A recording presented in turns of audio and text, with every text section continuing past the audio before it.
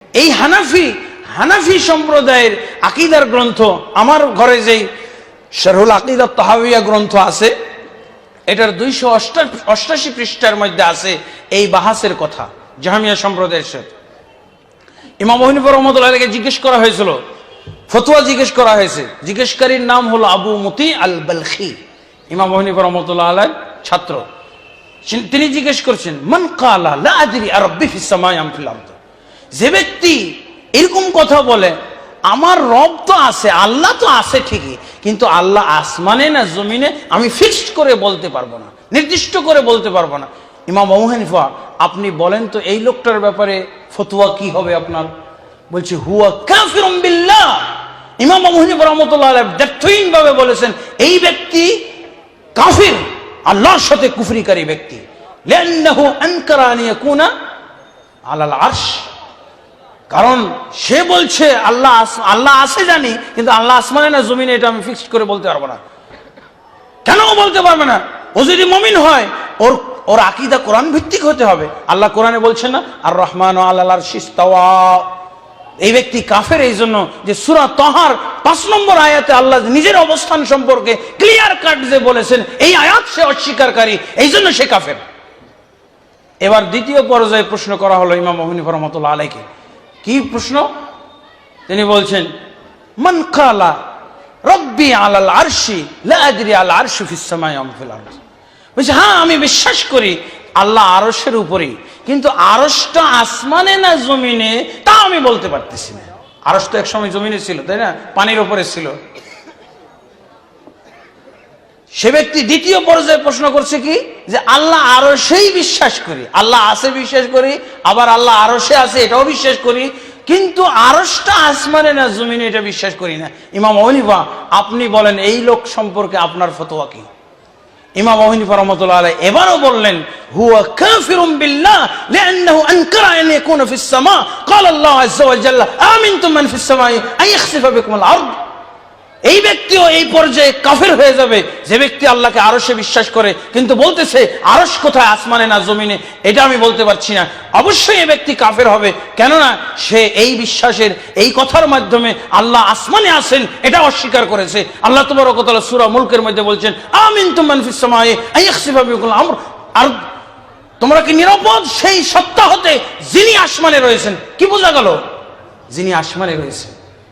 তাহলে ইমাম আবু হানিফা রাহমাতুল্লাহ আলাইহি কোরআনের দলিল দেওয়ার পর, হাদিসের দলিল দেওয়ার পর, তারপরে উনি কি বলছেন, লিআন্না আল্লাহ আযজা ওয়া জাল্লা ইউদআ মিন আ'লা ওয়া লা ইউদআ মিন আসফাল। আরেকটা বিবেকসম্মত দলিল হলো যে আল্লাহর কাছে কোনো বান্দা যখন দোয়া করে হাত তোলে, তখন হাতটা উপর দিকে কেন? যদি আল্লাহ সর্বত্র বিরাজমান থাকে, এরকম করু, এরকম করু, এরকম করু, মুমিনের কলবের মধ্যে যদি থাকে এরকম করু, কেন উপরে করতেছে? দেখছেন ইমাম আবু হানিফা রাহমাতুল্লাহ বিবেকসম্মত জবাব দিয়েছে। এরপরও আমাদের সমাজে মুসলমান কিভাবে এরকম থাকে? এই জন্য আমি ক্লিয়ার কাট কথা বলেছি যে নবী নিয়ে ফয়সালা, আজকে আল্লাহ নিয়েও ফয়সালা হয়ে গেল। যারা বলে মুমিন ব্যক্তির কলবে আল্লাহ, এই প্রবক্তা, এই কথার এই আকীদার প্রবক্তা আমাদের দেশে আমি জানি অনেক পীর সাহেব, ওই যে মঞ্চে লাখ লাখ লোক নিয়ে কি করে, বাবারা কলব পরিষ্কার করা, কি জিকির, ওই লা ইলাহা ইল্লাল্লাহ কুফরি জিকির লাগাই দেয়, লা ইলাহা, তারপরে ইল্লাল্লাহ ইল্লাল্লাহ লা ইলাহা, কুফরি জিকির দিয়ে কলব পরিষ্কার হয় না? আরো নাপাক হবে, আরো অপরিষ্কার হবে বলেন? এই জন্য যে সমস্ত মুসলমান যারা বিশ্বাস করে আল্লাহ মুমিনের কলবের মধ্যে, ওই আল্লাহ আমরা মানি না। কোন আল্লাহ মানি? যে আল্লাহ আরশে আছেন। এখন আমাদের এই আকীদাগুলোকে শুধরে নিতে হবে। আপনাদের কাছে একটা হাতিয়ার দিয়ে দেব। অনেকেই যারা সঠিক আকীদা মানতে চায় না, পুরান আকীদা মানতে চায়, পুরান ধর্ম বিশ্বাসে থাকতে চায়, তাদের একটা সংশয় আমি আপনাদের কাছে বলি। বলছি এক এক হুজুর এক এক কথা বলে, উনি বলে এক কথা, আর এক হুজুর বলে আর এক কথা, উনিও কোরআন দিয়ে হাদিস দিয়ে বলে, আমার হুজুরও তো অমুক কোরআন হাদিস দিয়ে বলে। এরকম কথা কারা বলে জানেন? যারা পুরান বাতিল বাদ দিয়ে হকটাকে গ্রহণ করতে পারছে না, তাদের কথা। তাদেরকে আজকে আমি চাবি দিয়ে দেব, এই সংশয় এই মুহূর্তে ভেঙে আপনি বাড়িতে যাবেন, একেবারে পাক পবিত্র আকীদা, পাক পবিত্র অন্তর নিয়ে বাড়ি যাবে না। কাদের উদ্দেশ্যে বলছি? যারা বলে এক এক হুজুর এক এক কথা বলে। এক এক হুজুর এক এক কথা বলে নাকি?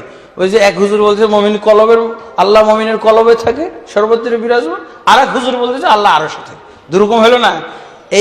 এই সংশয়পূর্ণ আকীদা যারা পোষণ করে তাদেরও অপারেশন করে দেবো এখনই, বুঝেছেন?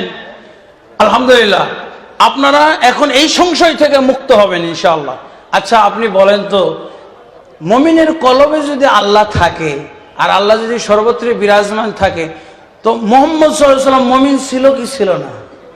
আমাদের নবী মুহাম্মদুর রাসূলুল্লাহ মমিন ছিলেন না ছিলেন না? ছিলেন। তাহলে মুহাম্মদ সাল্লাল্লাহু আলাইহি ওয়াসাল্লামের কলবে এক নম্বরে থাকা দরকার, তাই না? আর সর্বত্র যদি বিরাজমান থাকে আল্লাহ, তো মুহাম্মদ সাল্লাল্লাহু আলাইহি ওয়াসাল্লামের ঘরে আল্লাহ থাকার কথা না? কিন্তু রাসূলুল্লাহ সাল্লাল্লাহু আলাইহি ওয়াসাল্লামকে মেরাজে কোথায় নিয়ে গেল? ঘর থেকে বের করে নেওয়া হয়েছে না? মুমিনের কলবে যদি আল্লাহ থাকে, তো এতদিন আপনি এই যে মেরাজের কিসসা শুনে কি লাভ হলো আপনার? খালি ওয়াজি শুনলেন আর ঠিক ঠিক বললেন। কিসে ঠিক বলেছেন? ভুলে ঠিক বলেছেন, ভুলটা ঠিক। হ্যাঁ, হাতিয়ার পেয়েছেন। মুহাম্মদ সাল্লাল্লাহু আলাইহি ওয়াসাল্লাম তো শেষ মুমিনদের সর্দার, শুধু মুমিন নয়, সমস্ত নবী এবং রাসূলগণের সর্দার। উনার কলবে কি আল্লাহ ছিল না? উনি এত কষ্ট করলেন, আর কত দুর্বল ইমানদাররা বিপদে পড়লো। হ্যাঁ, মুহাম্মদ সাল্লাল্লাহু আলাইহি ওয়াসাল্লামের ঘরের মধ্যে আল্লাহ ছিল না, সর্বত্রই থাকে, কিন্তু শুধু মুহাম্মদ সাল্লাল্লাহু আলাইহি ওয়াসাল্লামের ঘরে ছিল না, আর মক্কায় ছিল না। মক্কা মদিনা বাদ দিয়েছিল না, আমাদের বাংলাদেশে, বাঙালি উম্মতের জন্য বাংলাদেশে চলে এসেছে আল্লাহ। ওই আল্লাহ, এই জন্যই তালাক দিতে বললাম। যে আল্লাহ মিলানো যায় না কোরআনের সাথে, যে আল্লাহর আকীদা বিশ্বাস হাদিসের সাথে মেলে না। রাসূলুল্লাহ সাল্লাল্লাহু আলাইহি ওয়াসাল্লাম মেরাজে গেলেন। মেরাজে কিভাবে কিসসাটা বলেন না? মক্কা থেকে মসজিদুল আকসায় গেলেন। ঘটনা এরকম না? ঠিক করে দিবেন আপনারা। প্রথম আসমান, দ্বিতীয় আসমান, তৃতীয় আসমান, চতুর্থ, পঞ্চম, ষষ্ঠ, সপ্তম, এরপরে জিবরিল সিদরাতুল মুনতাহা। সহিহ বুখারী মুসলিমে হাদিসে আছে, জিবরিল আলাইহিস সালাতু ওয়াস সালাম সাথে নিয়ে যাচ্ছিলেন। সিদরাতুল মুনতাহা যাওয়ার পর জিবরিল বলছেন, এর উপরে আর আমি যেতে পারবো না। কোথায় যাচ্ছিলেন মুহাম্মদ সাল্লাল্লাহু আলাইহি ওয়াসাল্লাম? উপরে না নিচে? আসমান উপরে না নিচে? হ্যাঁ, আর এর উপরে যেতে পারবো না। আল্লাহ তাবারক ওয়া তাআলা বিশেষ ব্যবস্থাপনায় মুহাম্মদ রাসূলুল্লাহ সাল্লাল্লাহু আলাইহি সাল্লামকে আরশ পর্যন্ত আল্লাহ নিয়ে গেছেন, কিন্তু দেখা হয় নাই। অনেকে আবার ওয়াজ করতে করতে দেখা করাই দেয়, আবার কি বলে বিয়ের সাথে যে গল্প গুজব করে, এই গল্প গুজবের নাটকও এই ওয়াজ মাহফিলের মধ্যে প্রচার করে। নাউজুবিল্লাহ। দেখা হয় নাই, পর্দার আড়ালে ছিল। মুহাম্মদ সাল্লাল্লাহু আলাইহি ওয়াসাল্লাম পর্দার আড়াল থেকে রাসূলুল্লাহ সাল্লাল্লাহু আলাইহি ওয়াসাল্লামের সাথে না আল্লাহর সাথে কথা বলেছেন।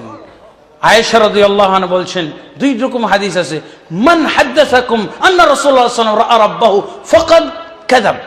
যে ব্যক্তি তোমাদেরকে এরকম কোন হাদিস শোনাবে, হাদিস শোনানো কাজ কার কাজ? হুজুরের কাজ না? যে হুজুর তোমাদেরকে এরকম কোন হাদিস শোনাবে যে মুহাম্মদ সাল্লাল্লাহু আলাইহি ওয়াসাল্লাম আল্লাহকে দেখেছেন, ও হলো মিথ্যুক। সহিহ বুখারী এবং মুসলিম শরীফ হাদিস। আরেক বর্ণনা আছে, মান হাদাসাকুম আন্না রাসূলুল্লাহ সাল্লাল্লাহু আলাইহি ওয়াসাল্লাম রাআ রাব্বাহু ফাকাদ আ'যামা আলাল্লাহিল ফিরিয়া। যে ব্যক্তি তোমাদেরকে এরকম হাদিস বর্ণনা করে শোনাবে যে আল্লাহর রাসূল সাল্লাল্লাহু আলাইহি ওয়াসাল্লাম আল্লাহকে দেখেছেন, ওই ব্যক্তি আল্লাহর উপরে বিরাট ধরনের অপবাদ লেপন করেছে। বিরাট ধরনের। কারণ কেন বিরাট ধরনের? কোরআনে আল্লাহ বলছে লা তুদরিকুল আবসার ওয়া হুয়া ইউদরিকুল আবসার। মৃত্যুর আগে কেউ আল্লাহকে দেখতে পাবে না। জান্নাতের আইটেম, আল্লাহর দিদার হলো জান্নাতের আইটেম। বন্ধুগণ, তাহলে ক্লিয়ার হয়ে গেল। তাহলে এবার আপনি হাতিয়ারটা পেয়েছেন, সংশয়টা এখনই ভ্যানিশ করে নিয়ে যাবেন। আর বলবেন না এক হুজুর এক কথা বলে আরেক হুজুর আরেক কথা বলে, কোনটা ধরবো? কোনটা ধরবেন? আপনি যদি 1% বিবেক নিয়েও এখানে বসে থাকেন, 99% হাদিয়ে দিয়ে দিয়েছেন হুজুরদেরকে। 1% তো আছে। 1% ওয়ালাদের জন্য আমি গ্যারান্টি দিয়ে বলতে পারি, এখনই আজকেই সে তার বাতিল আকীদা ধ্বংস করে নিয়ে সহিহ আকীদা নিয়ে ফেরত যেতে পারবে ইনশাআল্লাহ। আরেকটা আকীদা আল্লাহ সম্পর্কে আমাদের সমাজে আছে, আল্লাহ আকার না নিরাকার। নাউজুবিল্লাহ। যে আল্লাহর দিদার হবে ওই আল্লাহর নিরাকার হইতে পারে? বলেন। যে কোনো একটার থেকে তওবা করতে হবে। আজকের এই মাহফিলে তওবা করবো আমরা। আল্লাহ নিরাকার যদি বলি, তাহলে তওবা করব কিসের থেকে? আল্লাহর দিদার। আল্লাহর দিদার কথা আর কখনো বলবো না। বলবো যিনি দিদার যোগ্য তিনি নিরাকার হতে পারেন?